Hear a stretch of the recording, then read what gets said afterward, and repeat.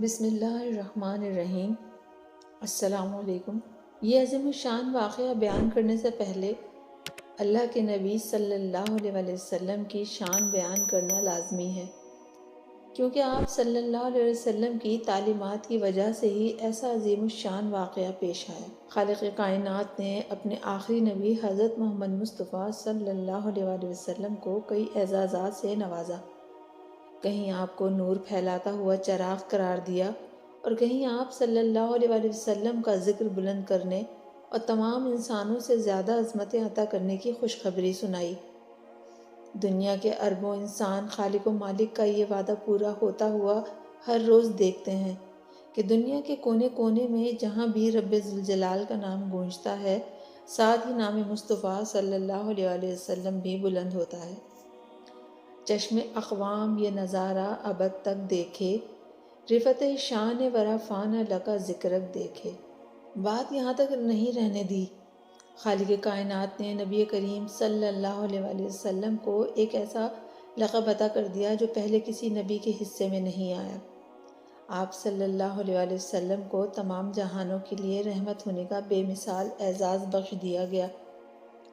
مسلمان ہی نہیں، غیر مسلم مورخ، قانون دان اور دانشور بھی یہ تسلیم کرتے ہیں کہ انسانوں کو سب سے زیادہ حقوق دینے والے حضرت محمد مصطفیٰ صلی اللہ علیہ وسلم ہیں۔ لہٰذا انسانیت کے عظیم ترین محسن بلا شبہ نبی کریم صلی اللہ علیہ وسلم ہی ہیں۔ پھر خالق کائنات نے سرور کائنات کے لیے انسانوں کے دلوں میں جو عقیدت اور محبت ڈال دی، وہ کسی معجزے سے کم نہیں۔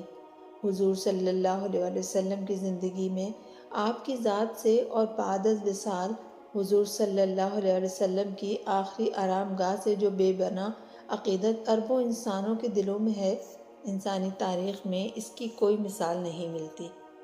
1000 سالہ مسلم تاریخ کے سب سے بڑے شاعر اور مفکر ڈاکٹر اقبال رحمۃ اللہ علیہ نے بالکل درست کہا ہے کہ وہ جگہ اتنی مقدس اور اتنی نازک ہے کہ حضرت جنید رحمۃ اللہ علیہ اور حضرت بایزید رحمۃ اللہ علیہ جیسی ہستیاں وہاں حاضری کے وقت اپنے ہوش و حواس کھو بیٹھتی ہیں۔ چند صدیاں قبل عثمانی سلطنت آج کے امریکہ کی طرح سپر پاور تھی۔ اس سپر پاور کے حکمرانوں کی عقیدت کا یہ حال تھا کہ انہوں نے مسجد نبوی کی تعمیر کا ارادہ کیا۔ 15 سال تک تعمیر و مرمت کا کام جاری و ساری رہا۔ عقیدت اور عشق جذبوں کی تپش سے سرشار ہو کر ہوتا رہا۔ تاریخ عالم گواہ ہے، ایسی محبت اور ایسی عقیدت سے کوئی تعمیر نہ پہلے کبھی ہوئی اور نہ کبھی بعد میں ہوگی۔ آقائے دو جہاں کی تعلیم اور تربیت سے کس معیار کے انسان تیار ہوئے، اس کی مثال بھی انسانی تاریخ میں نہیں ملتی۔ مسلمانوں نے سمرقند فتح کیا تو اس کے چند روز بعد وہاں سے ایک قاصد اسلامی سلطنت کے حاکم اعلیٰ سے ملنے کے لیے چل پڑا۔ اس کے پاس ایک خط تھا جس میں غیر مسلم پادری نے مسلمان سپہ سالار قتیبہ بن مسلم کی شکایت کی تھی۔ پادری نے لکھا تھا، ہم نے سنا تھا کہ مسلمان جنگ اور حملے سے پہلے قبول اسلام کی دعوت دیتے ہیں۔ اگر دعوت قبول نہ کی جائے تو جزیہ دینے کا مطالبہ کرتے ہیں، اور اگر کوئی دونوں ان شرائط کو قبول کرنے سے انکار کرے تو جنگ کے لیے تیار ہو جاتے ہیں۔ مگر ہمارے ساتھ ایسا نہیں کیا گیا اور اچانک حملہ کر کے ہمیں مفتو کر لیا گیا۔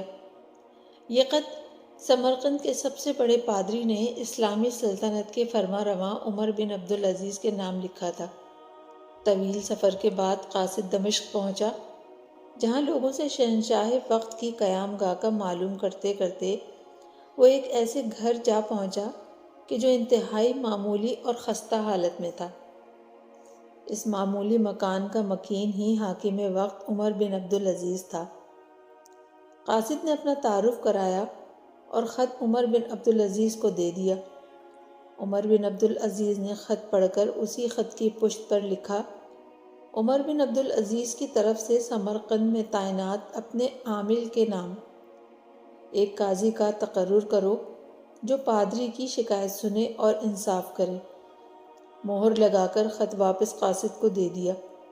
ایک معمولی مکان میں رہنے والے حاکم اور شان و شوکت سے عاری دارالخلافہ کو دیکھ کر قاصد مایوس ہوا تھا۔ سمرقند لوٹ کر جب قاصد نے خط کا جواب اور ملاقات کا احوال پادری کو سنایا تو پادری پر بھی مایوسی چھا گئی۔ اس نے سوچا، کیا یہ وہ خط ہے جو مسلمانوں کے اس عظیم لشکر کو ہمارے شہر سے نکالے گا؟ انہیں یقین تھا کہ کاغذ کا یہ ٹکڑا انہیں کوئی فائدہ نہیں پہنچا سکے گا، مگر کوئی اور راستہ بھی نہ تھا۔ چنانچہ خط لے کر ڈرتے ڈرتے امیر لشکر اور فاتح سمرقند قتیبہ بن مسلم کے پاس پہنچے۔ قتیبہ نے خط پڑھتے ہی فوراً ایک قاضی کو تعینات کر دیا جو اس کے اپنے خلاف سمرقند کے باسیوں کی شکایت سن سکے۔ قاضی نے پہلے پادری سے اس کا موقف پوچھا۔ پادری نے کہا، قتیبہ نے بغیر کسی پیشگی اطلاع کے ہم پر حملہ کیا، نہ تو اس نے ہمیں اسلام قبول کرنے کی دعوت دی اور نہ ہی ہمیں کسی سوچ و بچار کا موقع دیا تھا۔ قاضی نے قتیبہ کو دیکھ کر پوچھا، کیا کہتے ہو تم اس دعوے کے جواب میں؟ قتیبہ نے کہا، قاضی صاحب، جنگ میں تو فریب اور دھوکہ بھی ہوتا ہے۔ سمرقند ایک عظیم ملک تھا، اس کے قرب و جوار کے کمتر ملکوں نے ہمارے مقابلے میں جنگ کو ترجیح دی تھی۔ سمرقند کی زمینیں تو اور بھی سرسبز و شاداب تھیں۔ ہمیں پورا یقین تھا کہ یہ لوگ بھی لڑنے کو ترجیح دیں گے۔ ہم نے موقع سے فائدہ اٹھایا اور سمرقند پر قبضہ کر لیا۔ قاضی نے قتیبہ کی بات کو نظر انداز کرتے ہوئے دوبارہ پوچھا، قتیبہ میری بات کا جواب دو، تم نے ان لوگوں کو اسلام قبول کرنے کی دعوت اور پھر جزیے یا جنگ کی خبر دی تھی؟ قتیبہ نے کہا، نہیں قاضی صاحب، ایسا نہیں ہو سکا۔ قاضی نے کہا، تم اپنی غلطی کا اقرار کر رہے ہو، لہٰذا اس کے بعد تو کسی شہادت کی ضرورت ہی نہیں۔ اللہ نے اس دین کو فتح اور عظمت صرف عدل و انصاف کی وجہ سے دی ہے، فریب اور دھوکے کی وجہ سے نہیں۔ میری عدالت یہ فیصلہ سناتی ہے کہ تمام مسلمان فوجی اور ان کے عہدیداران بمیں اپنے بیوی بچوں کے اپنی ہر قسم کی املاک اور مال غنیمت چھوڑ کر سمرقند کی حدود سے باہر نکل جائیں اور سمرقند میں کوئی مسلمان فوجی باقی نہ رہے۔ پادری جو کچھ دیکھ اور سن رہا تھا وہ ناقابل یقین تھا۔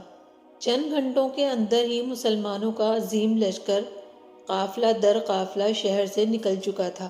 سمرقندیوں نے کبھی ایسا نہیں دیکھا تھا کہ جب طاقتور فاتح قوم کمزور مفتوح قوم کو یوں دوبارہ آزادی بخش دے۔ ڈھلتے سورج کی روشنی میں لوگ ایک دوسرے سے سرگوشیاں کرنے لگے کہ یہ کیسا مذہب اور یہ کیسے پیروکار ہیں۔ عدل کا یہ معیار کہ اپنوں کے ہی خلاف فیصلہ دے دیں اور طاقتور سپہ سالار اس فیصلے پہ سر جھکا کر عمل بھی کرے۔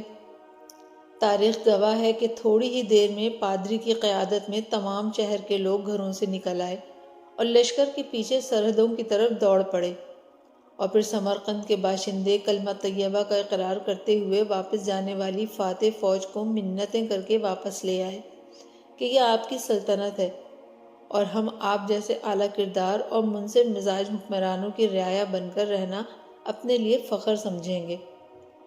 دین رحمت نے وہاں ایسے نقوش چھوڑے کہ سمرقند طویل عرصے تک مسلمانوں کا دارالخلافہ بنا رہا۔ آئیے مل کر دعا کرتے ہیں کہ اللہ تعالی ہمیں ایسے ہی عظیم دوبارہ سے حکمران عطا فرمائے۔ آمین ثم آمین۔